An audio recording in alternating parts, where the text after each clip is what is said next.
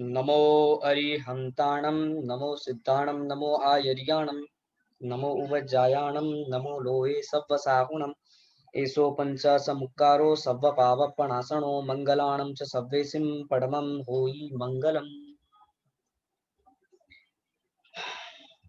राष्ट्रसंत अचल गच्छाधिपति परम पूज्य आचार्य भगवान गुणोदय सागर गुण सागर सुरेश्वर जी महाराज साहेब ना चरणों में कोटि कोटि वंदना।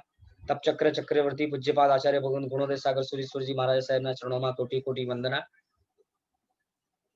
ज्ञान सारनो આપણો વિષય તેની આપણે શરૂઆત કરશું।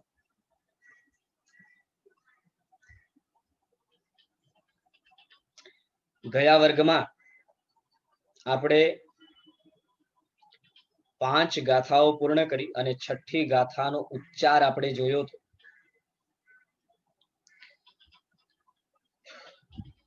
તો તે પ્રથમની 5 ગાથાની અંદર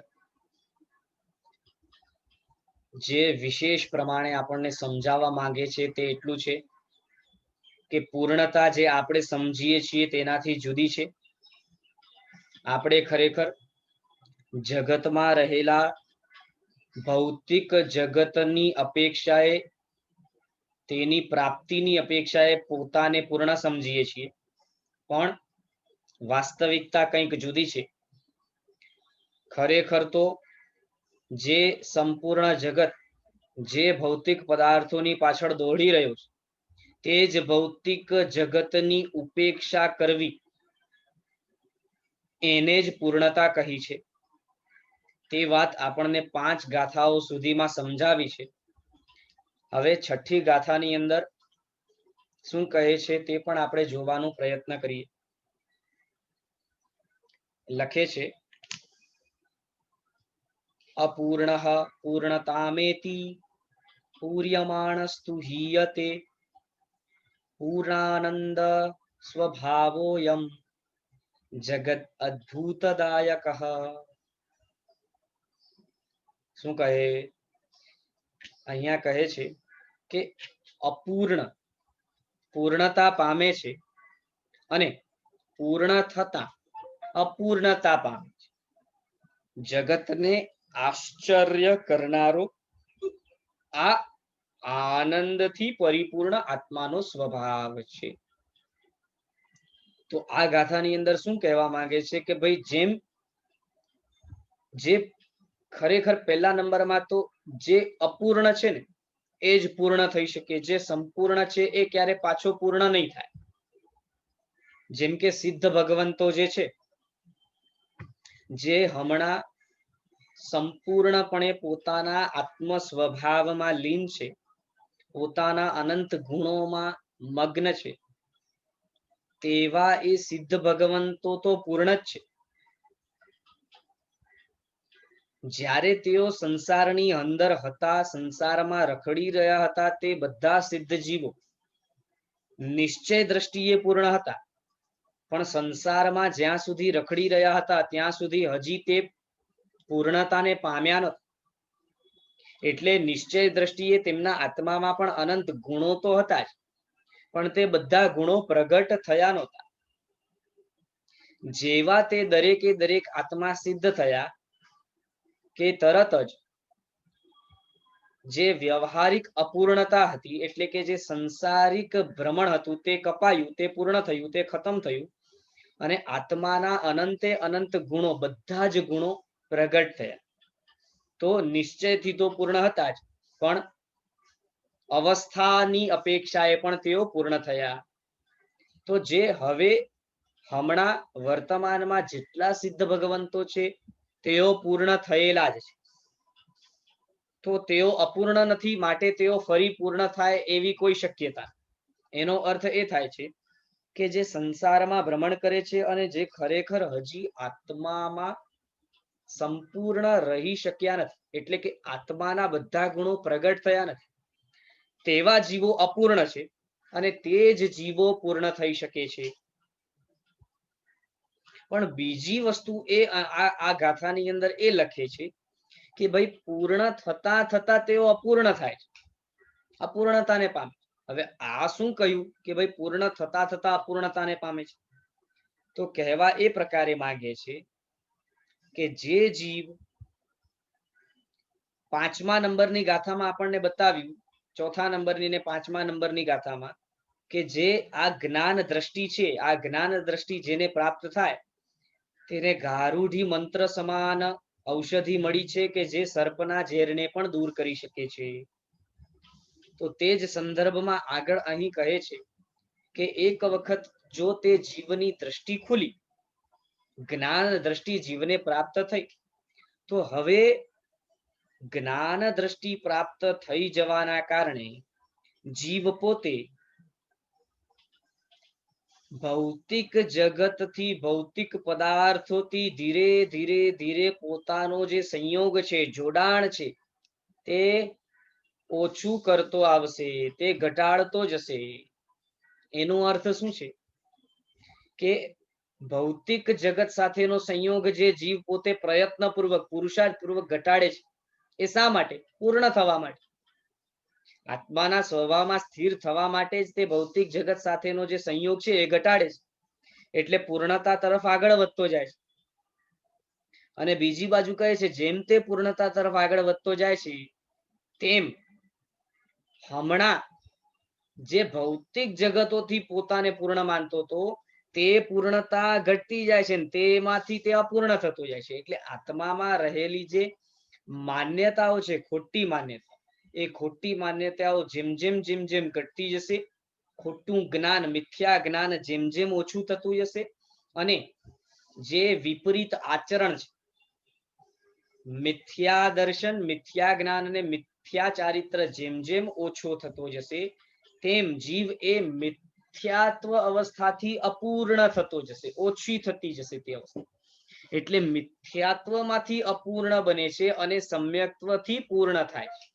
તો કહેવાનું તાત્પર્ય એ છે આ ગાથાની અંદર કે જીવ પોતે જેમ પોતાના સ્વભાવથી પૂર્ણ થતો જાય છે, તેમ તેમ તે જીવ વિભાવ દશાથી અપૂર્ણ થતો જાય છે. અને આ જ ખરેખર આત્માના સ્વભાવનું આશ્ચર્ય છે. એ પ્રમાણે અહીં આ દર્શાવવા માંગે છે, આ ગાથાની અંદર કહેવા માંગે છે. માટે લખે છે અપૂર્ણ પૂર્ણતા પામે છે અને પૂર્ણ થતા અપૂર્ણતા પામે છે. મિથ્યાત્વ ઘટતું ગયું, હજી સુધી પોતાને મિથ્યાત્વથી જ પૂર્ણ માનતો, ભૌતિક જગતના સુખથી જ પોતાને પૂર્ણ માનતો, પણ જેવી દ્રષ્ટિ બદલાઈ તો હવે તે ભૌતિક જગત રૂપી પૂર્ણતાથી ઓછો ઓછો ઓછો ઓછો થતો જશે. એટલે ભૌતિક જગત રૂપી પૂર્ણતા તેની ઘટતી જશે, કેમ કે તે વાસ્તવિકતા છે જ નહીં, તે તો માત્ર તેની માન્યતામાં છે. એ મિથ્યા અવસ્થા છે, મિથ્યા દર્શન છે, મિથ્યા જ્ઞાન છે, મિથ્યા આચરણ છે. તો એ ત્રણેય મિથ્યા દર્શન, મિથ્યા જ્ઞાન અને મિથ્યા આચરણ ઘટતું જશે, એટલે તે અપૂર્ણ થતો જશે. અને જેમ જેમ તે અપૂર્ણ થતો જાય તેમ તેમ બીજી બાજુ તે સમ્યક દર્શન, સમ્યક જ્ઞાન અને સમ્યક ચારિત્રથી પૂર્ણ થતો જાય છે. એટલે કે પોતાના સ્વભાવથી તે જેમ જેમ પૂર્ણ થતો જશે, આત્મામાં રહેલા ગુણોનો જેમ જેમ વિકાસ થતો જશે, તેમ દોષો ઘટતા જશે, દોષોથી અપૂર્ણ થશે. એટલે કે આત્મા આનંદથી, શાશ્વત સુખથી પૂર્ણ થશે અને આભાસિક સુખથી અપૂર્ણ થશે. આ જ એક આશ્ચર્યકારી આત્માનો સ્વભાવ છે. એ પ્રમાણે આ ગાથાની અંદર આપણને દર્શાવવા માંગે છે, બતાવવા માંગે છે. ત્યાર પછી ગાથા નંબર 7 છે, તે ગાથા નંબર 7 આપણે ઉચ્ચારમાં લઈએ. પરસ્વત્વ કૃતોન્માથા ભૂનાથા ન્યૂનતેક્ષિણ સ્વસ્વત્વ સુખ પૂર્ણસ્ય ન્યૂનતા ન હરેરપી. ફરી ઉચ્ચાર કરીએ. પરસ્વત્વ કૃતોન્માથા ભૂનાથા ન્યૂનતેક્ષિણ સ્વસ્વત્વ સુખ પૂર્ણસ્ય ન્યૂનતા ન હરેરપી. લખે છે જેઓ પર વસ્તુમાં આત્મપણાની બુદ્ધિથી વ્યાકુળતા કરી છે, શું કહે છે? જેઓએ પર વસ્તુમાં આત્મપણાની બુદ્ધિથી વ્યાકુળતા કરી છે એવા રાજાઓ અલ્પતાનો અનુભવ કરનારા છે. જ્યારે આત્મામાં જ આત્મપણાના સુખથી પૂર્ણ થયેલા ઇન્દ્ર કરતા પણ ન્યૂનતા નથી.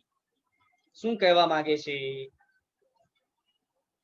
કહે છે કે જેમણે હજી સુધી જ્ઞાન દ્રષ્ટિ મેળવી નથી, હજી સુધી જેઓ પર વસ્તુની અંદર જ પૂર્ણતા માને છે, હજુ સુધી પોતે પર વસ્તુમાં જ સ્વપણાનો અનુભવ કરે છે, જે ખરેખર આ જગતમાં પોતાનું નથી, તેના ઉપર જ નિર્ભર છે, તેના આધારે જ જીવી રહ્યા છે, તેને જ પામવાને ઈચ્છે છે, એવા જીવો આ જગતની અંદર કદાચ રાજાપણું પણ પામે, અમુક પ્રકારના નગરોના, અમુક દેશોના, અમુક ખંડોના રાજા તરીકે પણ બને, તો પણ એમની આત્મામાં એ ભૌતિક જગતના સુખની જ ઈચ્છા છે. માટે તે રાજા આદિ અવસ્થાને પામેલા એવા જીવો પણ પોતાને ન્યૂન ગણે છે. મને હજી મળો, હજી મળો, હજી મળો, મને હજી જોઈએ છે, હજી જોઈએ છે. હજી પોતે અપૂર્ણ જ છે, હજી પોતે પોતા પાસે ઓછું જ છે, અથવા પોતે બીજાથી નાનો જ છે એવું સમજે છે. એટલે શાસ્ત્રકાર ભગવંત શું કહેવા માંગે છે? આ સંસારની દ્રષ્ટિ રાખનારા જીવો એવી દશામાં છે કે જે દશાની અંદર ઘણું બધું પુણ્યના કારણે પ્રાપ્ત થયા છતાં પણ આસક્તિ હજી ભૌતિક સુખમાં જ હોવાના કારણે પોતે ડિપેન્ડન્ટ છે, પરતંત્ર છે. જ્યાં સુધી ભૌતિક જગતનું બધું સુખ, બધી સામગ્રી, બધી અનુકૂળતાઓ તેમને મળતી નથી, ત્યાં સુધી તેમને હજી કશું જ નથી મળ્યું તેવા પ્રકારની જ અવસ્થા છે. અસંતોષ ભરાયેલો છે. અને ભૌતિક જગતની અંદર તો કેટલો પણ મોટો ઓદો કેમ ન મળી જાય, જીવ હજી પામવાને જ ઈચ્છા કરે છે. ઈચ્છા સ્વયં જ દુઃખ છે. તો એક ઈચ્છા પૂર્ણ થાય એટલે બીજી ઈચ્છા મોટું ફાડીને ઉભી રહેવાની છે. તો જે જીવો પર વસ્તુમાં, સંસાર જગતમાં સ્વપણાની બુદ્ધિથી વ્યાકુળ થયેલા છે, એવા જીવો પોતાને ન્યૂન માને છે, પોતાને હલકા માને છે. ખરેખર તો પોતા પાસે એટલી બધી સમૃદ્ધિ છે કે જે સ્વતંત્ર અવસ્થાને દર્શાવે છે, બતાવે છે. એ ખરેખર તો જીવને કોઈ વસ્તુની જરૂર જ નથી જીવવા માટે, સુખી રહેવા માટે. પણ માત્ર દ્રષ્ટિનો ફેર હોવાથી, માત્ર સંસાર તરફની દ્રષ્ટિ હોવાથી, ભૌતિક જગતમાં પુણ્યના કારણે ઘણું બધું પામેલા જીવો પણ હજી પોતાને હલકા જ માને છે, ન્યૂન જ માને છે, અલ્પતા જ માને છે. હજી મને કશું મળ્યું જ નથી, હજી મને જોઈએ જ છે. કેમ કે જ્યાં પરતંત્રતા છે, જ્યાં પૂતગલનો આધાર છે, ત્યાં ક્યારેય પણ ઈચ્છાઓ શાંત થવાની નથી, સંતોષ ક્યારે પણ આવવાનો નથી. દર વખતે અલ્પતાનો અનુભવ થવાનો જ છે. સંસારનો એ પ્રકારનો સ્વભાવ. જ્યારે બીજી બાજુ ગ્રંથકાર શ્રી સમજાવે છે કે જે જીવો પર વસ્તુમાં પરપણાનો અનુભવ કરે છે અને સ્વમાં સ્વનો અનુભવ કરે છે, એટલે સંસાર તરફની દ્રષ્ટિ જેમની નથી, જ્ઞાન દ્રષ્ટિ જેમની જાગૃત થઈ, સંસાર તરફની જે દ્રષ્ટિ હતી તે સાચી થઈ, તે પોતાના આત્મિક જગતની દ્રષ્ટિ તરફ વળી ચેન્જ થઈ, તો પોતાના આત્મામાં રહેલા ગુણોના ઐશ્વર્યથી જ જે જીવો પૂર્ણતાને માને છે પૂર્ણતાને સ્વીકારે છે તે જીવો તત્ક્ષણે તે જ અવસ્થામાં પોતા પાસે ભૌતિક અપેક્ષાએ કશું ન હોવા છતાં પણ ઇન્દ્ર કરતા પણ પોતાને વધારે સુખી માને છે. ઇન્દ્ર કરતા પણ વધારે ઐશ્વર્ય તેમના પાસે રહેલું છે તેવું સાક્ષાત ખાલી માનતા નથી, અનુભવે છે. એટલે આ ભૌતિક, આ ઇન્દ્ર શબ્દ શા માટે વાપર્યું? કેમ કે આ ભૌતિક જગતની અંદર છે ને, સંસારિક જગતની અંદર 4 ગતિમાં સૌથી વધારે રિદ્ધિ સિદ્ધિ કોઈ ભવમાં મળી શકે તો દેવપણું છે. દેવપણામાં સૌથી વધારે રિદ્ધિ સિદ્ધિ મળી છે. અને દેવપણામાં પણ ઇન્દ્ર એ બધા દેવોનો ધણી છે. તો ઇન્દ્ર એવા દેવ પાસે જેટલી વૃદ્ધિ હોય, જેટલી સમૃદ્ધિ હોય, જેટલી સંપત્તિ હોય, જેટલી સામગ્રી હોય, તેટલી સામગ્રી અપેક્ષાએ બીજા જીવો પાસે ન હોય. છતાં પણ જે જીવો પોતાના આત્માના ગુણોમાં જ વૃદ્ધિને માને છે, સંપૂર્ણતાને માને છે, સુખને માને છે, સુખને અનુભવે, તે જીવો પોતે પોતાને ઇન્દ્ર કરતા પણ વધારે સુખી માને છે અથવા ઇન્દ્ર કરતા પણ ઊંચી કક્ષામાં રહેલા છે તેવા પ્રકારની અનુભૂતિ તેમને સાક્ષાત છે. ભલે પછી ભૌતિક જગતની અપેક્ષાએ તેમના પાસે કશું જ ન. દાખલા તરીકે આપણે સાધુ ભગવંતોને લઈએ તો સાધુ ભગવંતો સ્વયં સંસારનો ત્યાગ કરીને નીકળ્યા. હવે સંસારનો ત્યાગ કરીને નીકળ્યા એટલે સંસારિક ભૌતિક જગતની અપેક્ષાએ તેમના પાસે કશું જ નથી. છતાં પણ સ્વતંત્રતા એ એવી એક એમના પાસે વસ્તુ છે, સ્વતંત્રતા. એ સ્વતંત્રતા જ ખરેખર એમને બધા કરતા ઉપરવટ રાખે છે. વિચાર કરો, શાસ્ત્રોની અંદર એ પ્રકારના વચન કહ્યા છે કે સાધુપણું ગ્રહણ કરી લીધા બાદ 1 વર્ષ સુધી પરમાત્માએ કહ્યા મુજબ, પરમાત્માની આજ્ઞા મુજબ સાધુપણાને પાળનાર એવા સાધુનો જે આનંદ છે, સુખનો અનુભવ છે, એ અનુત્તર વિમાનવાસી કરતા પણ વધારે પડતા આનંદની અનુભૂતિને તેઓ ભોગવે છે, તેવા પ્રકારના સુખની અનુભૂતિ કરે છે. તો પછી અલ્પતાને માનવાનો પ્રશ્ન ક્યાંથી? સ્વતંત્રતા એક એવી શક્તિ પ્રાપ્ત થઈ છે કે જેના પછી હવે કોઈ પ્રકારની અલ્પતાની વાત જ ક્યાં આવે? માટે ગ્રંથકાર શ્રી સ્પષ્ટપણે આપણને આ ગાથાની અંદર એ સમજાવવા માંગે છે કે ભૌતિક જગતની અંદર તો કેટલા પણ મોટા ઓદાઓ મળી જાય, પદ મળી જાય, સમૃદ્ધિ મળી જાય, સંપત્તિ મળી જાય, છતાં પણ સંસારી દ્રષ્ટિ જેની છે તે તો હજી પોતાને અલ્પ જ માને છે. હજી લાવમાં જ પડ્યો.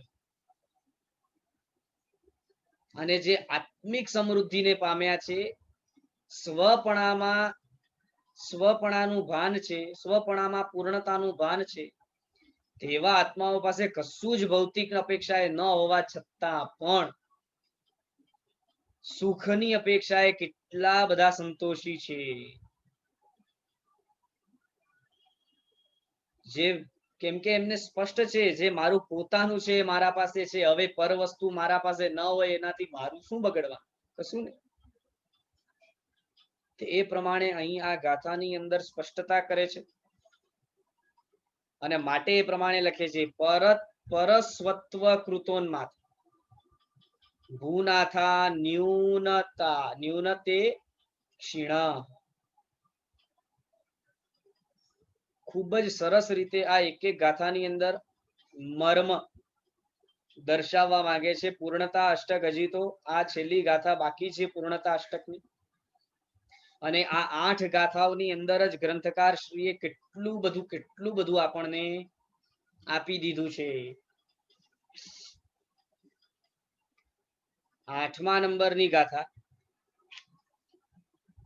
ઉચ્ચાર આ પ્રમાણે: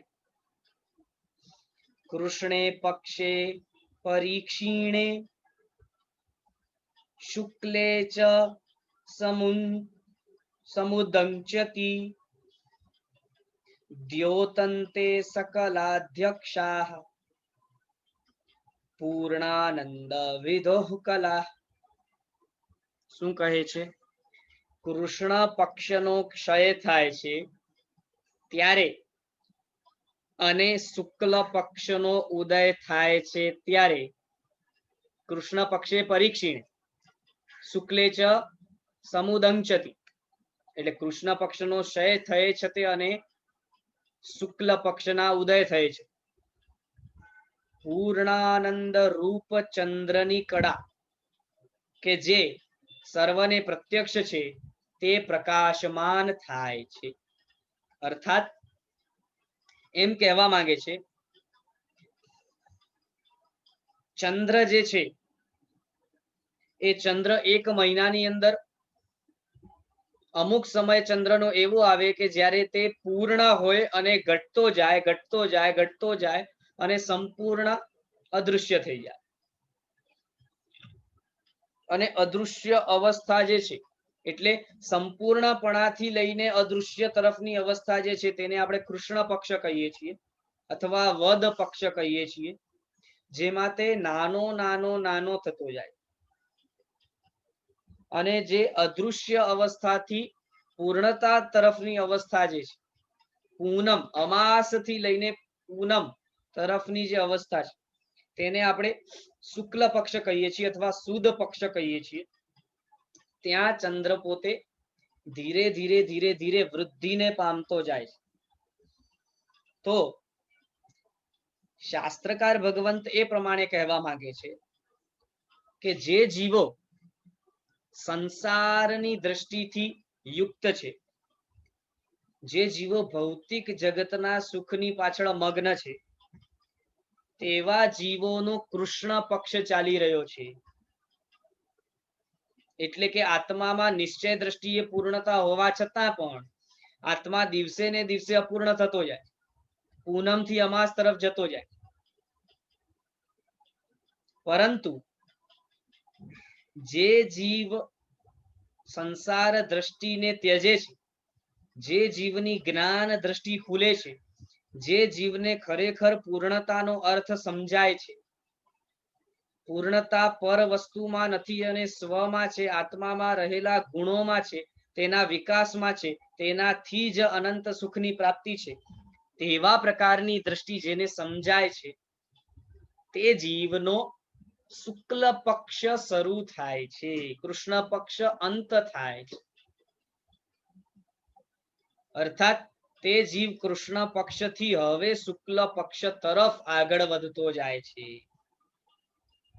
અને એક વખત શુક્લ પક્ષ શરૂ થયો, એક વખત સુદ પક્ષ શરૂ થયો, તો પછી એકમના ચંદ્રથી કરીને પૂનમના ચંદ્ર સુધી ચંદ્ર વૃદ્ધિને પામે છે, તે તો બધાને પ્રત્યક્ષ છે. એટલે તેનો પ્રકાશ દિન પ્રતિદિન વધતો જાય છે, તે તો બધાને પ્રત્યક્ષ છે, તે બધાનો અનુભવ છે. તે જ રીતે એક વખત આત્મા, એક વખત જીવ પોતે શુક્લ પક્ષમાં આવ્યો એટલે કે જ્ઞાન દ્રષ્ટિથી યુક્ત બન્યો, તો ત્યાર પછી તે જીવ અવશ્ય ધીરે ધીરે ધીરે જેમ ચંદ્ર પૂનમ તરફ વૃદ્ધિને પામતો જાય છે, તે જ રીતે જીવ વિશેષ પ્રકારે પૂર્ણતા તરફ જતો જાય છે અને વૃદ્ધિને પામતો જાય છે. તો અહીં શાસ્ત્રકાર ભગવંતો સમજાવવા માંગે છે અમુક શાસ્ત્રીય પરિભાષાના શબ્દોનો હું ઉપયોગ કરીશ. શાસ્ત્રકાર ભગવંતો કહે છે કે જે જીવ જ્ઞાન દ્રષ્ટિને પામે તે જીવ શુક્લ પક્ષને પામ્યો કહેવાય. હવે શુક્લ પક્ષને પામ્યો અર્થાત શું પામ્યો?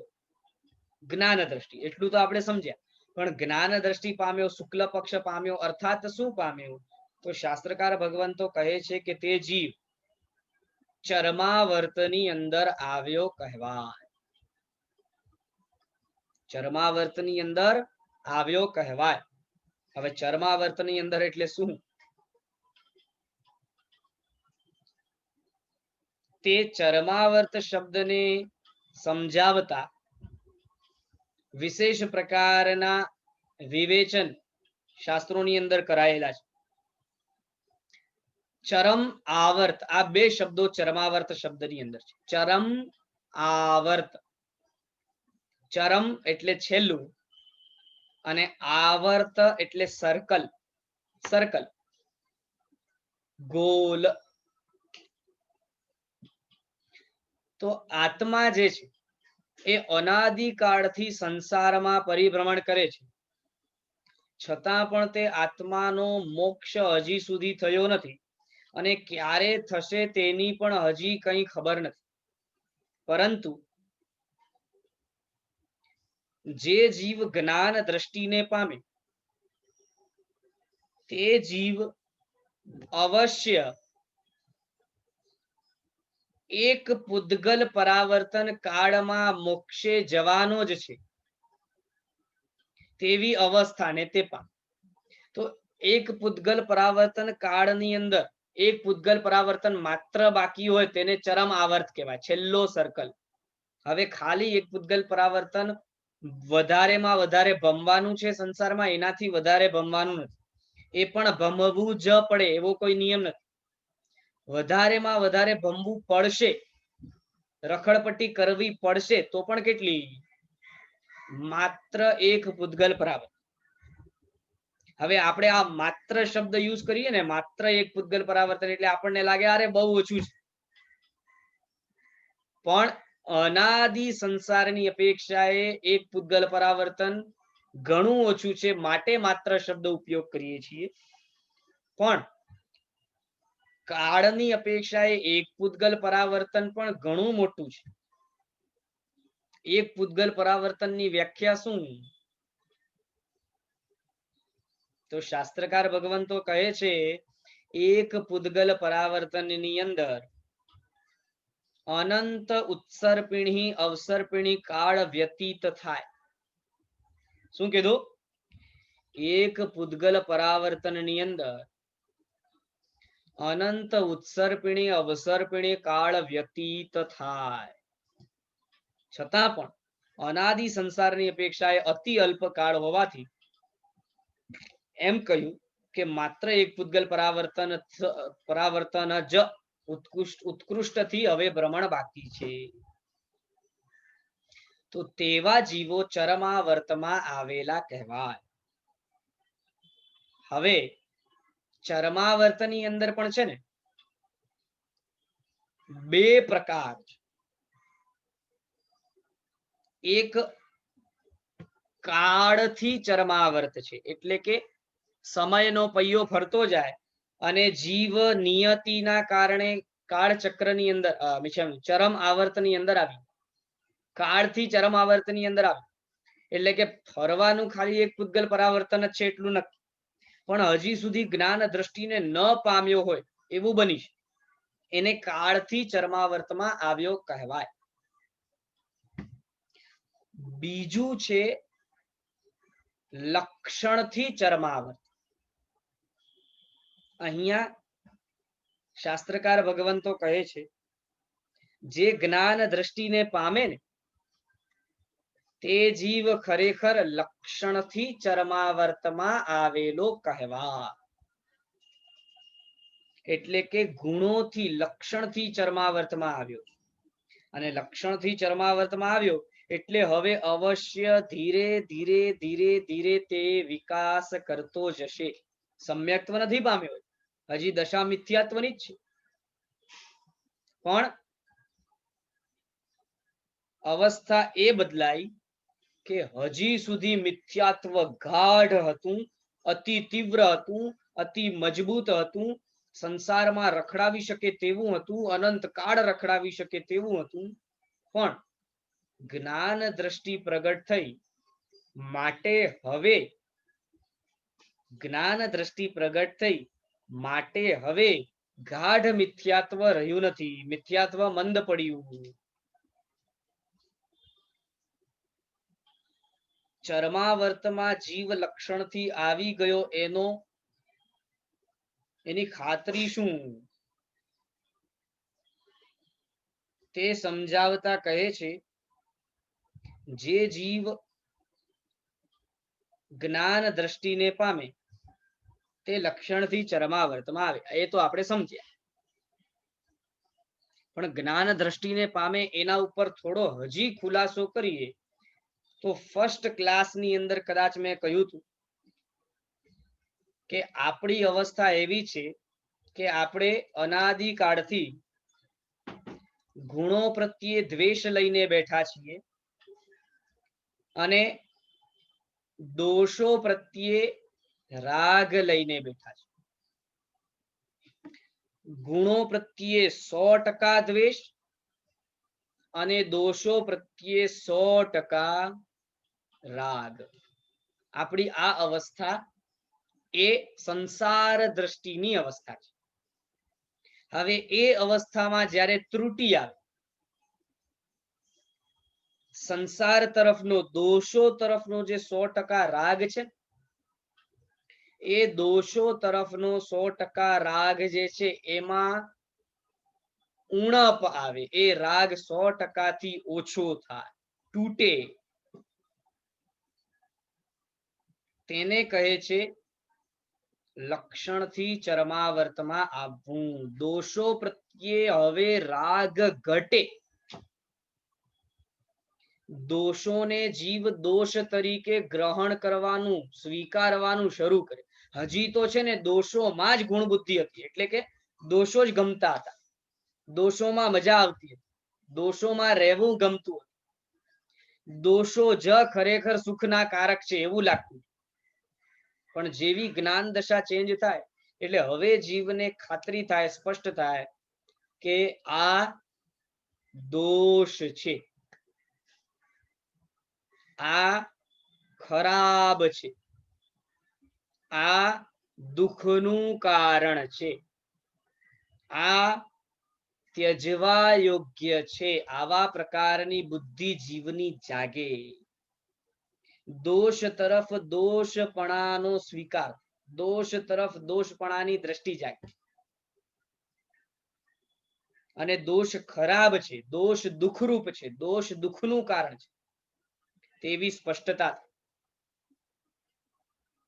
ત્યારે જીવ શુક્લ પક્ષમાં આવેલો કહેવાય, ચરમ આવર્તમાં આવેલો કહેવાય, અને પછીથી જીવ ધીરે ધીરે ધીરે ધીરે પોતે વિકાસ કરી શકે તેવી શક્યતા ઊભી થાય. તો આ સંપૂર્ણ 8 ગાથાઓની અંદર, પૂર્ણતા અષ્ટકની અંદર સર્વપ્રથમ આપણને આપણો લક્ષ્ય બતાવે, ગોલ બતાવે, મુખ્ય જ્ઞાન દ્રષ્ટિ પ્રગટ કરી, સમજણ આપી કે વાસ્તવિકતા શું છે. કેમ કે જ્યાં સુધી આપણી વાસ્તવિકતા આપણને ખબર ન હોય, જ્યાં સુધી ગોલ ટાર્ગેટ નક્કી ન હોય, જ્યાં સુધી લક્ષ્ય ક્લિયર ન હોય, ત્યાં સુધી આપણે પ્રવૃત્તિ કરીએ તો પણ શું પામવાને કરીએ, શું પામવું છે, કઈ અપેક્ષાએ કરીએ. તો લક્ષ્ય જ્યારે નક્કી ન હોય તો લક્ષ્ય વિનાની કરાતી પ્રવૃત્તિ જો આપણે કરીએ તો લોકો ગાંડા કહે. અને માટે જ જે લક્ષ્ય શૂન્યતાએ પ્રવૃત્તિ કરે છે, લક્ષ્ય શૂન્યતાએ અનુષ્ઠાન કરે છે, મહાપુરુષો તેમને મૂર્ખ કહે છે, ગાંડા કહે છે. આપણે મેન્ટલ હોસ્પિટલમાં જઈએ ને તો ત્યાં છે ને ઘણા બધા લોકો છે ને ઘણી બધી પ્રવૃત્તિ કરતા હોય, પણ તેમના દ્વારા કરાતી પ્રવૃત્તિ પાછળ છે ને કોઈ લક્ષ્ય ન હોય. એમને એમ જે મન ફાવે તે પ્રવૃત્તિઓ એ ગાંડા લોકો કરતા હોય.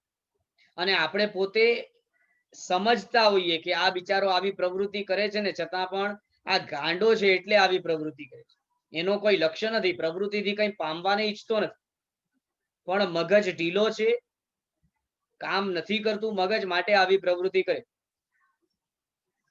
તો જો આપણો પણ લક્ષ્ય ક્લિયર ન હોય છતાંય આપણે આપણા જીવનમાં ધાર્મિક અનુષ્ઠાનો કરતા હોઈએ તો આપણે પણ જ્ઞાનીઓની દ્રષ્ટિમાં ગાંડા સમાન છીએ, મૂર્ખ સમાન છીએ.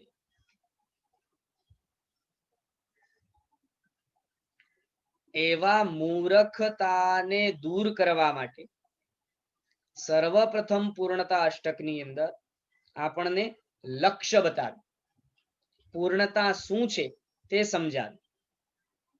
વોટ એક્ઝેક્ટલી ઇઝ પૂર્ણતા, ખરેખર પૂર્ણતા શું છે, ખરેખર હું પોતે કેવો છું, આત્મા તરીકે મારો સ્વભાવ કેવો છે તે બતાવ્યું.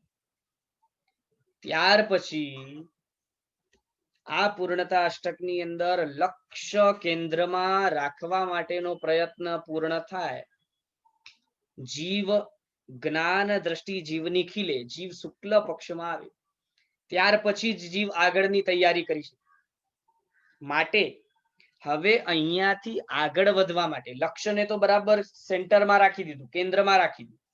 હવે તે લક્ષ્ય સુધી પહોંચવું હોય તો શું કરવું જોઈએ, કઈ રીતે કરવું જોઈએ, તેના સ્ટેપ શું છે, એક પછી એક કયા સ્ટેપ પર આગળ વધવું, તેની આગળ જતા આપણને વાત કરશે.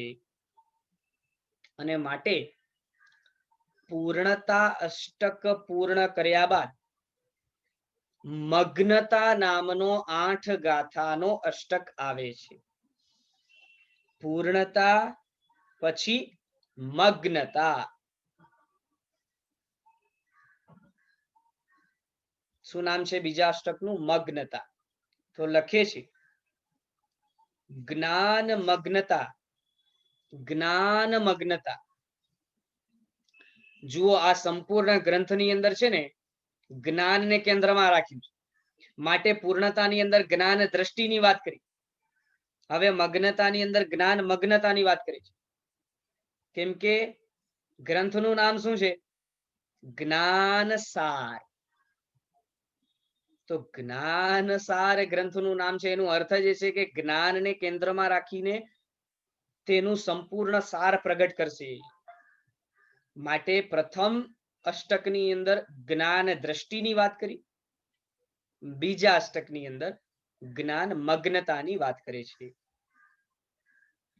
લખે છે પૂર્ણતાના શિખરે પહોંચવાનું પહેલું સોપાન છે જ્ઞાન મગ્નતા.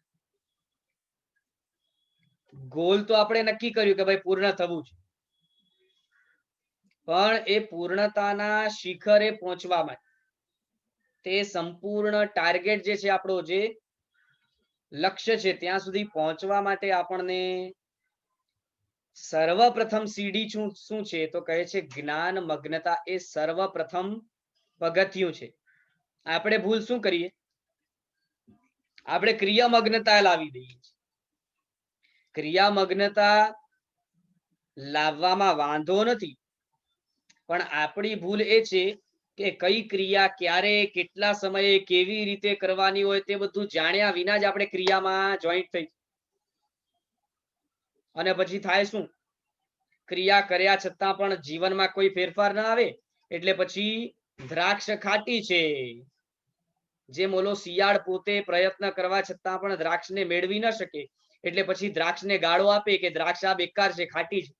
તે રીતે સંપૂર્ણ જીવન જુદી જુદી ક્રિયાઓ, જુદા જુદા અનુષ્ઠાનો કર્યા છતાં પણ અનુષ્ઠાનોનો કોઈ ફળ ન મળે, અનુષ્ઠાનોથી આપણા જીવનમાં કોઈ ચેન્જીસ ના આવે, ત્યારે આપણે અનુષ્ઠાનોને ગાળો આપે, અનુષ્ઠાનોની નિંદા કરી. આ અનુષ્ઠાનો છે ને આવા છે, સામાયિકમાં છે ને ખરેખર મજા નથી, સામાયિકમાં દમ નથી, પ્રતિક્રમણમાં કઈ દમ નથી, હવે છે ને આપણને કઈ ચેન્જ કરવું, આવું બધું આપણે બોલીએ.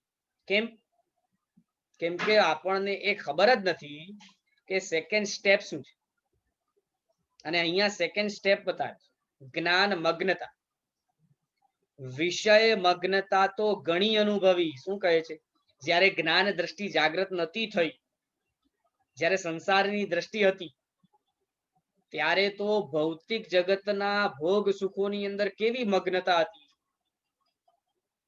એક નાનકડો બાળક અહીંયા ત્યાં ઘરની અંદર ફરતો હોય, ત્યારે એની માતા સંપૂર્ણ ઘરના બધા જ કામકાજ કરતી હોય તો પણ એનું લક્ષ્ય, એનું કેન્દ્ર, એનું ચિત્ત ક્યાં પરોવાયેલું? પોતાના બાળકમાં જ.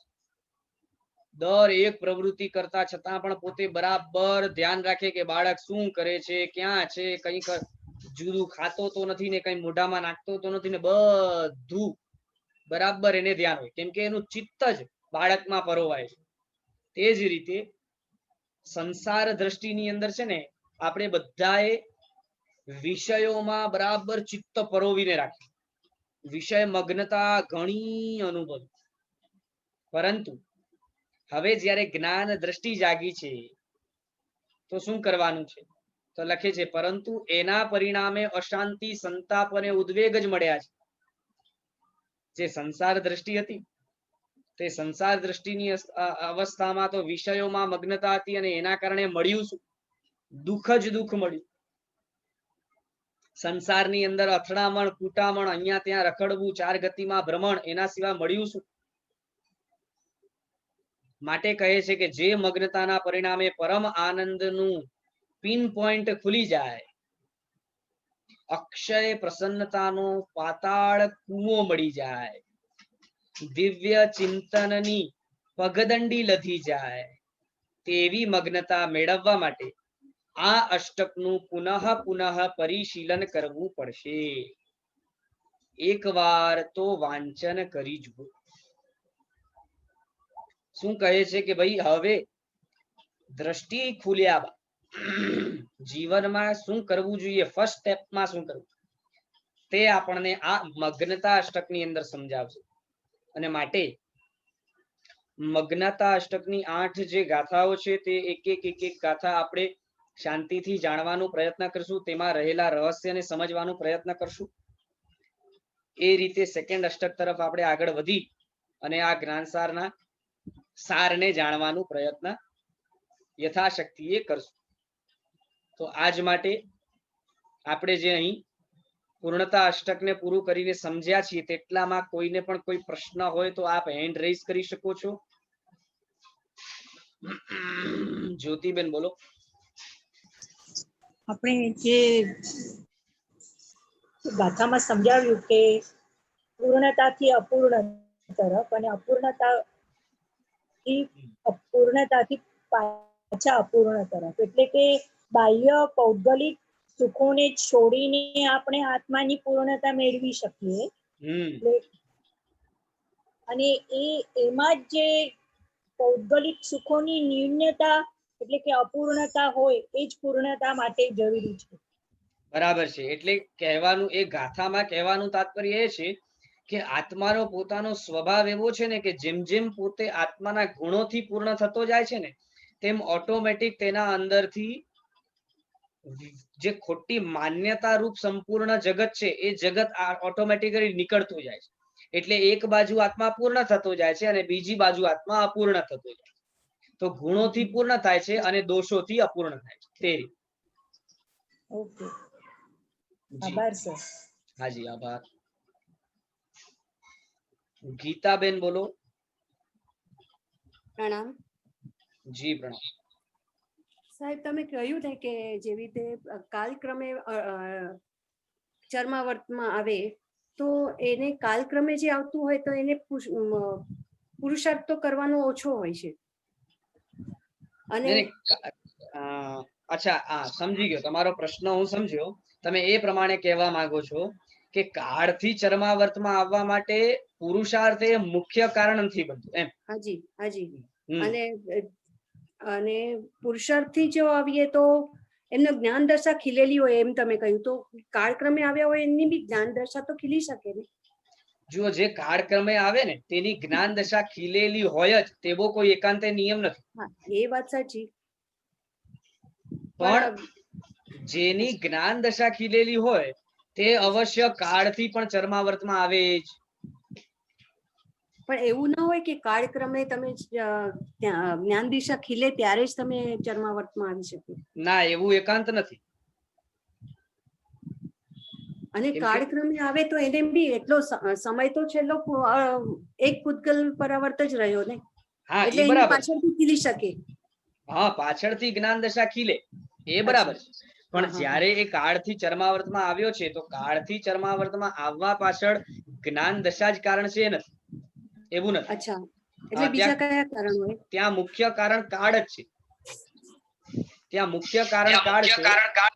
અને કાળને સપોર્ટિવ જે કારણ છે ને તે નિયતિ, બીજું અચ્છા. કર્મ, એ રીતે એના બીજા સપોર્ટિવ કારણ છે. અણુકર્મી જીવ હોય તો એટલે મારો કહેવાનો મતલબ એમ હતું એમાંથી કોઈ બી અણુકર્મી જીવ હોય તે કાળક્રમે આગળ વધી શકે અને પછી હા બની દશા રોકી લે. હા બની શકે. યસ યસ એવું થઈ શકે. જેમ કે મરુદેવા માતા છે ને, તો મરુદેવા માતા પોતે જ્યારે અવ્યવહાર રાશિમાં રહેલા છે, મરુદેવા માતાના તો 3 જ ભવ થયા. અવ્યવહાર રાશિનો ની પહેલી અવસ્થા, પછીનો કેળનો ભવ અને પછી મરુદેવા માતાનો. જી. તો હવે જે પહેલી અવસ્થા છે ને એમની અવ્યવહાર રાશિની અવસ્થા, તે અવસ્થામાં પણ તેમનું ચર્માવર્ત કાળથી પાકી ગયો છે. પણ ત્યાં કઈ જ્ઞાન દશા છે? તો કોઈ જ્ઞાન દશા નથી. જી. વળી કેળના ભવમાં પણ કોઈ જ્ઞાન દશા નથી. જ્ઞાન દશા તો મરુદેવા માતાના ભવની અંદર ખુલી છે. એમાં પણ વળી ખાલી છેલ્લા અંતર મુહૂર્તમાં, એનાથી પહેલા તો કશું જ નથી. કેમ કે ધર્મ જ નથી તો જ્ઞાન દશા ખુલે ક્યાંથી? જી. પણ ધર્મ નથી એનો મતલબ એમ થોડી થયો કે એમને સાંભળવા નહીં મળ્યું હોય કે સમજવા નહીં મળ્યું હોય, પણ અંતરથી તો એ લોકો એમના ગુણ હશે જ ને પ્રગટેલા. નહીં, હવે અહીંયા કેવું છે, આત્મામાં સરળતા છે, આત્મામાં લઘુકર્મી અવસ્થા છે, માટે જેવો નિમિત્ત મળ્યો ને એટલે અંતર્મુહૂર્તમાં સંપૂર્ણ જ્ઞાન દશા ખુલી ગઈ ને અંતર્મુહૂર્તમાં જ મોક્ષ થઈ ગયો. આ એક અચ્છેરા સમાન જ છે. પણ તે છેલ્લા અંતર્મુહૂર્ત સુધી પણ છે ને નિમિત્ત એવો મળ્યો જ નથી કે જ્ઞાન દશા ખુલે. એટલે એ છેલ્લા અંતર્મુહૂર્તમાં જ બધું થયું છે. તો આવી અવસ્થામાં કાળથી ચર્માવર્તમાં તો પહેલે જ આવી ગયા છે. હા. જી. એ તો બીજા ભાવમાં જ સીધા કેળના ભાવમાં ચર્માવર્તમાં કહી શકાય. હા, કેળના ભાવમાં ચર્માવર્તમાં જ છે. કાળથી ચર્માવર્તમાં જ છે. હા. જી. પ્રણામ. જી આભાર. કુસુમબેન બોલો. હમણાં હોળી ગઈ સર. અરે પ્રણામ ગુરુજી. જી પ્રણામ. હોળીમાં આપણે આંબીલ કર્યા, તો એ આંબીલનો અર્થ શું? આંબીલનો અર્થ શું એટલે સમજો નહીં. આંબીલનો અર્થ શું? આંબીલ એટલે આંબીલ જે શબ્દ છે એનો અર્થ શું? એ તો મને એનો શબ્દાર્થ જોવું પડશે, મને હમણાં સ્પષ્ટ નથી. કારણ કે આંબીલ એટલે મને બીજાએ પૂછ્યું કે એનો અર્થ શું, તો મેં કહ્યું કે એવું તો નથી. તો એ કે આંબીલ એટલે ખાટી વસ્તુ કદાચ હશે. ને એ જોવું પડશે, મને હમણાં સ્પષ્ટ નથી એટલે હું એના વિષયમાં તમને કઈ જ કહી ન શકું, ખ્યાલ નહીં આવે મને. હાજી હાજી જોવું પડશે.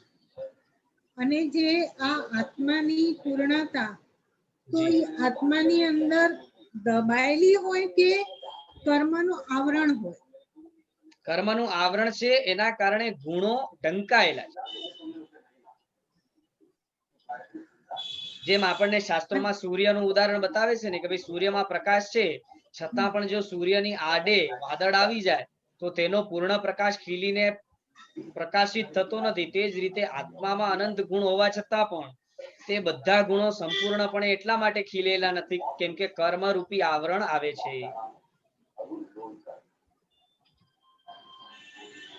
અને આ આવરણ સ્ટેપ બાય સ્ટેપ ઓછું થાય કે સામાન્ય રીતે ઓછું થતું જાય?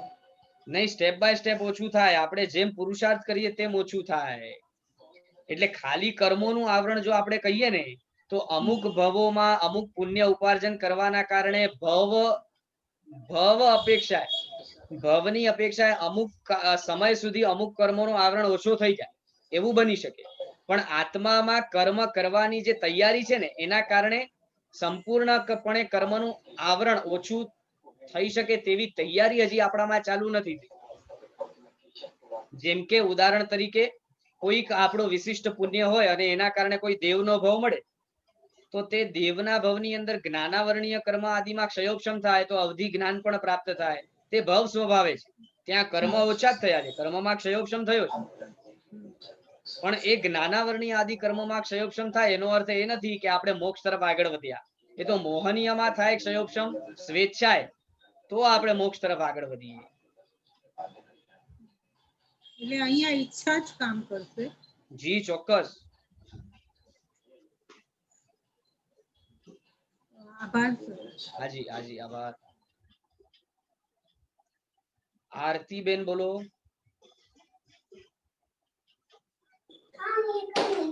પ્રણામ ગુરુજી. હાજી પ્રણામ.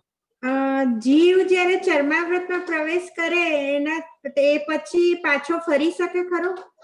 એક વખત ચર્માવર્તમાં આવી ગયા પછી તે ક્યારે અચર્માવર્તમાં ન જઈ શકે. પણ આપે કહ્યું કે જેમ અનંત ઉત્સર્પિણીના અવસર્પિણી કાળમાં ભ્રમણ કરીને પછી એનું પૂરું થાય તો એવું એકાંત નથી, એવું વધારેમાં વધારે છે.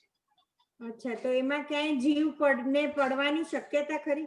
હા, પડી શકે એવું બને. એટલે કે જે જ્ઞાન દ્રષ્ટિ ખુલી છે એ જ્ઞાન દ્રષ્ટિ ફળી એની મંદ પડી જાય એવું બની શકે. પણ એક વખત જ્ઞાન દ્રષ્ટિ ખુલી છે એટલે ચોક્કસ હવે વધારેમાં વધારે એક પૂતગલ પરાવર્તનની અંદર તો મોક્ષ થશે. અચ્છા, આભાર. અને બીજું કેવું હતું કે જરા ક્લાસનો ટાઈમિંગ અડધો કલાક આગળ કરો તો જરા સારું પડે. અત્યારે પણ દિવસ નાનો જાય છે, રસોડામાં કામ કરતા કરતા ક્લાસ સાંભળવું પડે છે ને જી જી એવી ગણતરી છે. વિષય અઘરો એટલે પછી ધ્યાન નથી અપાતું. હાજી હાજી એવી ગણતરી છે એટલે લગભગ એ પ્રમાણે થશે. જી આભાર. હાજી હાજી. કલ્પના બેન બોલો. ગુરુજી પ્રણામ. જી. આપે જે મરુદેવા માતાનું એક્ઝામ્પલ આપ્યું તો આ બે ભાવ સિવાય એમના પહેલાનું પુરુષાર્થ હશે ઘણો બધો ભેગો થયેલો? પુરુષાર્થ ખાલી જો જે અવસ્થામાં તેઓ અવ્યવહાર રાશિમાં હતા ને ત્યાં પુરુષાર્થ કર્મ કાળ બધું ઘઉં ખાલી નિયતિ કામ કરે. અચ્છા. મુખ્યપણે નિયતિ કામ કરે, બાકી બધા કારણો એને સપોર્ટિવ.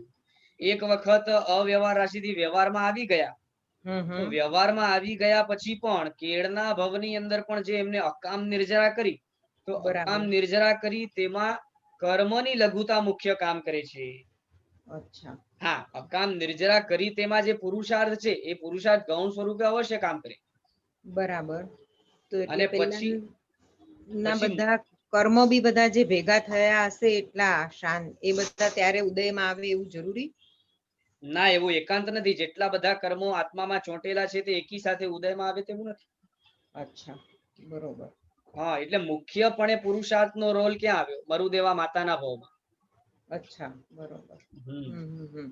અને બીજું પેલા જે તમે કીધું તો હવે જ્ઞાન આપણને ખ્યાલ છે કે આ સારું છે, આ છે, બરોબર છે, પણ પછી આપણે એમનું અમલમાં હજી આવતું નથી તો બધું એ જ્ઞાન જાણેલું બધું વેસ્ટ? ના ના ના ના, એવું નથી. હવે એટલા માટે જ છે ને આ જ્ઞાનસારની અંદર મગ્નતા આદિ બધા અષ્ટક આપ્યા છે કે એક સ્ટેપ પછી સ્ટેપ આપણે સમજશું ને તો આપણને ખ્યાલ આવશે કે આપણી જે જ્ઞાન દ્રષ્ટિ સમજણમાં ખુલી છે એને અનુભવના સ્તરે લાવવું વધારે કઈ રીતે એ બધું આગળ આવતું રહેશે. ઓકે ઓકે, આભાર. હાજી આભાર. કમલાબેન બોલો. પ્રણામ ગુરુજી. જી પ્રણામ. અચ્છા, આ ત્રણ ભાવ જે મરુદેવી માતાના કીધા ને તો એમાં એમણે અવ્યવહાર રાશિમાં જ કર્મ બંધન કર્યા હશે. કર્મ ક્યાંથી આવે? કારણ કે એમનો 3 જ ભાવ છે, એનાથી પહેલા તો ભાવ નહીં હોય કોઈ. અવ્યવહાર રાશિમાં અનંત ભાવ થયા ને તો અવ્યવહાર રાશિમાં પણ કર્મ બંધન તો છે જ ને. હા, પણ એક કર્મ બંધન એટલે એક સાથે એમણે સેકન્ડ ભાવમાં હળવું ફરમિત થઈ ગયા એ કેળના ભાવમાં? નહીં, કેળના ભાવમાં તો અકામ નિર્જરાના કારણે આવનારો ભાવ જે છે એ સદગતિનો મળે. એટલે બધા કર્મો ત્યાં કાઢ્યા છે એવું નથી. કર્મોનો નાશ તો અહીંયા જ થયો છે મરુદેવા માતાના ભાવમાં. ઓકે જી. અને સર ટાઈમ જરાક થોડો 15-20 મિનિટ વહેલો કરજો. કરશું. અડધો કલાક આપણે વહેલું કરી દઈશું. એટલે જે સૂત્ર અર્થનો વર્ગ છે એ 2:30 થી 3:30 કરવાનો પ્રયત્ન કરશું ને આ 3:30 થી 4:30. હાજી. હા, પ્રણામ. આભાર. ચલો, સરસ. તો આજ માટે હવે અહીં આપણે પૂર્ણ કરીએ છીએ. રામજીભાઈ પ્રણામ. આપને કઈ પ્રણામ. હાજી, કઈ કહેવું હોય આપને તો? હા, બસ કઈ નહીં. આપણે જ્ઞાનસાર બુક ની વાત થઈ ગઈ છે. લગભગ 3-4 દિવસમાં જ્ઞાનસાર બુક આવી જશે આવી જશે એટલે આપણે ગ્રુપમાં નાખશું. લગભગ 30 બુક આપણે મંગાવી છે અને જરૂર પડશે તો બીજી આપણે મંગાવી શકશું. પણ આ 30 બુકમાં લગભગ મારા ખ્યાલથી જેને જોઈતી હોય એ પહેલું તે પહેલું ધોરણ લઈ લેજો. અને 265 રૂપિયા એની કિંમત છે અને આપણે 200 રૂપિયા વિદ્યાપીઠ આપશે એ પ્રમાણે ગોઠવણ કરવામાં આવે છે. ટાઈમ માટે જે આપણે વાત થઈ રહી છે થોડું હમણાં સૂર્યાસ્ત જલ્દી થાય છે એટલે 2:30 થી 3:30, 3:30 થી 4:30 આ પ્રમાણે પણ ગોઠવી શકાશે. એ હવે નીરવભાઈને આપણે કહીએ છીએ કે એ બધું સેટિંગ કરી નાખશે. અને આપ ખૂબ સારી રીતે આ જ્ઞાનસાર અભ્યાસ કરી રહ્યા છો. આપ સૌની પૂરી અનુમોદના કરવામાં આવે છે. હજી ફોર્મ ભરેલ ન હોય, ફીસ ભરેલ ન હોય તેઓને ખાસ વિનંતી, આ વિષય જવા દેવા જેવો નથી. ખાલી આપણે હમણાં થોડા દિવસ આવીએ પછી ફીસ ન ભરીને પછી આમાંથી બહાર નીકળી જઈએ એવું નહીં કરતા. 12 મહિના માટે ફક્ત 500 રૂપિયા ફીસ છે. આ એ ભરીને પણ અભ્યાસ કરજો એવી હું ખાસ સૌને ભલામણ કરું છું.